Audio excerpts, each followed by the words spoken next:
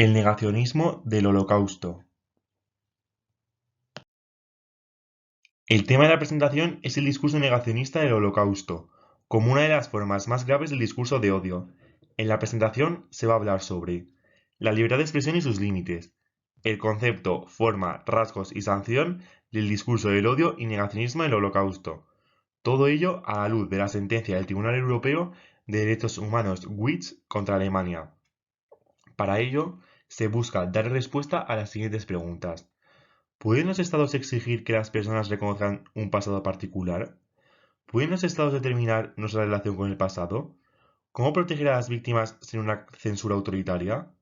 ¿Qué elementos debe tener un discurso para ser calificado como discurso de odio o discurso negacionista? En primer lugar, hay que hacer referencia a la importancia de los estereotipos y prejuicios, y a los procesos de categorización como constructores de una identidad grupal.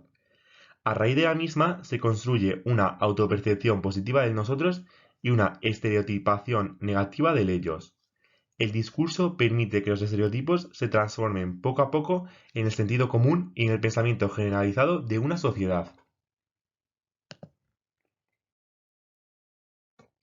¿Qué hacer cuando este pensamiento choca con la dignidad humana? Para responder a esta pregunta, hay que ponderar el valor de la libertad de expresión.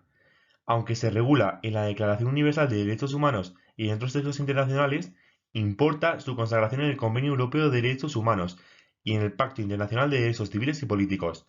Así, se reconoce en sus artículos 10 y 19 respectivamente, pero está sujeta a ciertas restricciones por motivos democráticos, protección de derechos, seguridad, orden, salud y moral. Asimismo, el artículo 17 del Convenio prohíbe el abuso de derecho y el artículo 20 del Pacto prohíbe la propaganda a favor de la guerra y la apología del odio que incite a la discriminación, hostilidad o violencia. Uno de los excesos de la libertad de expresión lo constituyen los discursos del odio. Aunque su definición es controvertida, pues proviene de la traducción literal del término anglosajón hate speech. El Consejo de Europa lo define como formas de expresión a favor del odio racial, xenófobo o antisemita, así como cualquier otra basada en la intolerancia, especialmente el negacionismo, la discriminación y la hostilidad. En cuanto a los componentes de este discurso son tres: el orador y su intención, las víctimas a las que se menciona y en último lugar los receptores y su aceptación. El derecho internacional obliga a los estados a prohibir las formas más graves del discurso de odio. Estas son incitación directa y pública al genocidio y apología del odio discriminatorio que incite a la discriminación, la hostilidad o la violencia. No obstante, a la hora de sancionarlas hay que ponderar 1. El contexto de la expresión, es decir, conflictos sociales, discriminación institucionalizada, marco legal, fuentes de información, panorama político. 2. Autoridad e influencia del orador. 3. Grado de vulnerabilidad de la audiencia y respeto a las voces de la autoridad. 4. Lenguaje utilizado y objetivos declarados por el orador. 5. Forma y estilo de la expresión, llamamiento directo o indirecto. 6. Publicidad e intensidad de la expresión y probabilidad de producción del daño. Dentro del discurso del odio ocupa un lugar singular el llamado negacionismo o revisionismo histórico, particularmente el dirigido a negar, minimizar o justificar el Holocausto y a enaltecer el régimen nacionalsocialista ligado al odio antisemita. Comprende la negación pura y simple del genocidio o la puesta en duda de su existencia, amplitud o medios de ejecución. Los orígenes de este discurso se remontan al código lingüístico de los nazis durante la contienda, para camuflar las órdenes de exterminio con expresiones tales como internamiento o trabajos forzados. Asimismo, el jefe de las SS, Himmler, señaló su mantenimiento en secreto. Tras el fin de la guerra, las organizaciones neonazis buscaron manipular el pasado para conseguir que el nazismo fuese una ideología respetable ante la opinión pública. Sin embargo, no fue hasta finales de los 70 cuando la negación del Holocausto se convierte en un movimiento propagandístico organizado en Estados Unidos. Destacaron publicaciones que cuestionaban las cifras y la existencia del genocidio y se fundó el Institute for Historical Review en California. En su desarrollo han colaborado profesores no especializados en historia, como Arthur Booth, profesor de ingeniería, o David Irving, máxima autoridad del movimiento, con su libro Hitler's War, en el que sostuvo que Hitler no supo nada del exterminio ni dio órdenes al respecto. Para negar un hecho probado históricamente como el Holocausto, los exponentes de este discurso utilizan como argumentos principales los siguientes. 1. Que la solución final de la Alemania nazi tenía como único objetivo deportar judíos, no exterminarlos. Así, exigen como prueba que se encuentre una orden de Hitler al respecto. 2. Que las autoridades nazis no usaron campos de exterminios ni cámaras de gas. 3. Que el número real de judíos asesinados fue menor que la cifra oficial de 6 millones. 4.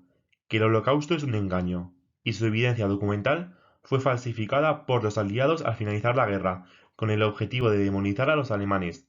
Después, los judíos extendieron ese mito para favorecer la creación del Estado de Israel. Además de estos argumentos, se adoptan unas estrategias determinadas en el discurso de odio antisemita y en el discurso negacionista del Holocausto. Estas son alteridad, conflicto y antagonismo. Se percibe a los judíos como un grupo diferente sujeto a ciertos estereotipos y se emplean tácticas de colectivización que oponen nosotros a ellos. Las afirmaciones se presentan como hechos evidentes, sin necesidad de explicación. A veces incluyen otras materias como economía, delincuencia o lucha por los recursos materiales. Se usan cifras y estadísticas impresionantes y adverbios para crear sensación de alarma y amenaza próxima. Mediante los grupos en imperativo se comunica la necesidad de actuar y mediante las oraciones impersonales y las fórmulas inclusivas parece que el autor habla en nombre de toda la comunidad. No tienen tanta intención informativa, pero sí mensajes emocionales, sarcásticos y declaraciones groseras y violentas. Así recurren al storytelling con ejemplos concretos en lugar de verdades generales. Pueden pedir, ayudar o justificar el asesinato o el daño de judíos, o en sentido contrario, negar que esto se haya producido y que exista antisemitismo. Es decir, pueden usar estrategias de reversión considerando a los miembros del intragrupo como víctimas. Generalmente definen un futuro prometedor para generar expectativas en el grupo promoviendo una identidad colectiva. Emplean recursos literarios como las metáforas o los paralelismos con estructuras sintácticas que contienen significados contradictorios para la autopresentación positiva y la representación negativa del otro. Finalmente, el autor se presenta como garante de lo positivo para lograr el apoyo masivo a sus ideas. Se centra en el cambio y la recuperación de derechos.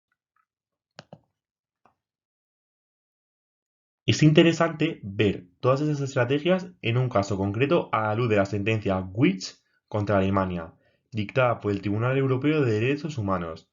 Se fundamenta en que la protección de la libertad de expresión del artículo 10 del Convenio Europeo de Derechos Humanos no puede invocarse para amparar acciones que busquen destruir los derechos de los demás. En este caso, el autor envía una carta a un historiador y es condenado, en Alemania, por denigrar la memoria de los difuntos, pues niega la responsabilidad de Hitler y del Partido Nacional Socialista de los trabajadores alemanes en el genocidio.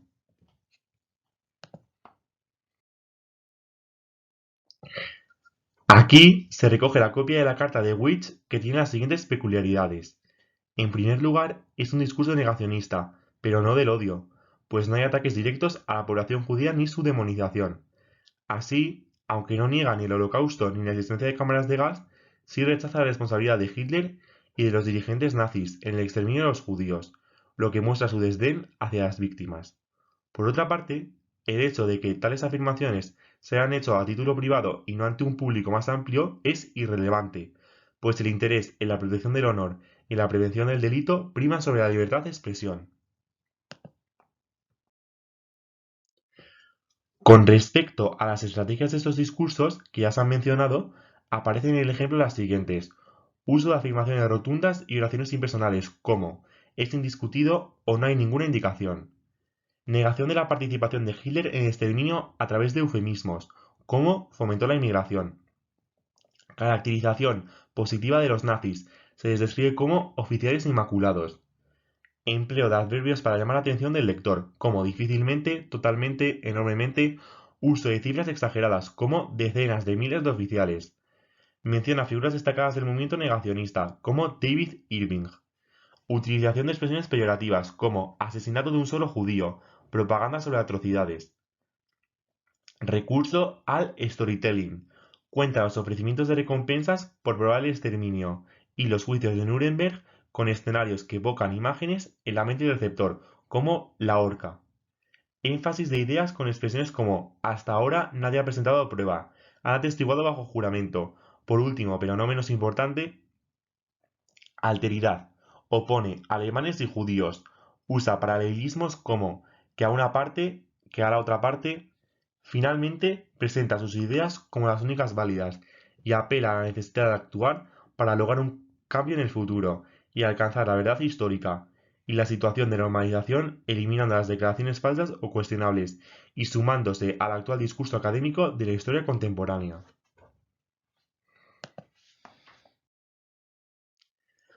Para terminar y como conclusión, el discurso de negación del genocidio es una amenaza a la democracia, que puede prohibirse legítimamente incluso mediante el derecho penal.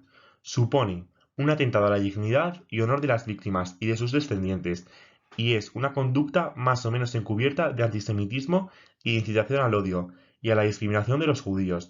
No obstante, las normas internacionales de libertad de expresión no permiten que se restrinja la comunicación de opiniones o ideas únicamente sobre la base de que son falsas.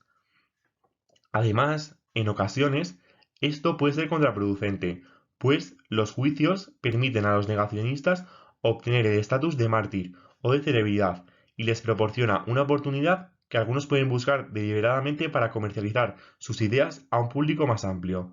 Por ello, algunos autores afirman que las prohibiciones de este tipo de expresiones deberían limitarse a aquellos actos que alcanzan el umbral de la apología del odio discriminatorio. A continuación, se formulan unas preguntas para debatir sobre la presentación. En primer lugar, ¿cuál es el rol del lenguaje en una sociedad comunicacional como la actual? En segundo lugar, ¿cuáles podrían ser las consecuencias de la libertad de expresión sin restricciones? Finalmente, ¿puede el Estado convertirse en un instrumento de censura oficial contra las disidencias ideológicas?